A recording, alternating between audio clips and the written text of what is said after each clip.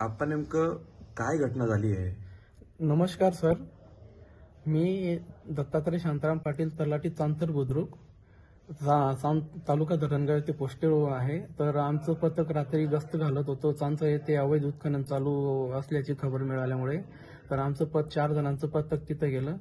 तर आम्ही योगेश ईश्वर कोळी आणि गणेश सोमा कोळी यांचं ट्रॅक्टर पकडले असता त्यांनी त्यांच्या माणसांना बोलवलं.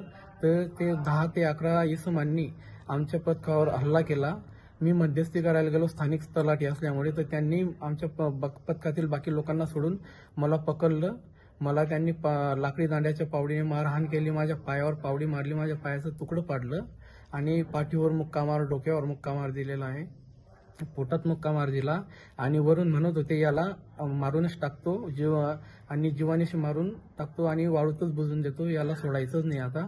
याच्यामुळे आम्हाला फार त्रास होतो. आम्ही पोट कसे भरू वगैरे अशा तर गोष्टी करायला लागली आणि माझ्यावर धामधूम येत होतं आणि लाकडी दांड्याची फावडा घेऊन माझ्या डोक्यावर मारायला यायचे. परंतु तेथील संबंधित एका इसमाने मला वाचवलं आणि तो मला डोक्याला मार लागू देत नव्हता. परंतु त्यांनी जीव घेण्या प्रकारे फार हल्ला केला. त्याच्यात योगेश ईश्वर कोळी, आबा ईश्वर कोळी, गणेश सोमा कोळी आणि दिनेश सोमा कोळी ह्या इसमांनी मार दिला आणि त्याच्यात काही मजूर होते, त्या मजुरांनी पण मार दिला. ते मजूर त्यांचे नाव वगैरे मला काही कळाले नाहीत कोण होते. त्याच्यात माझं ते मोबाईल घेऊन गेले आणि माझा पाय तोडून मला तिथं सोडून गेले.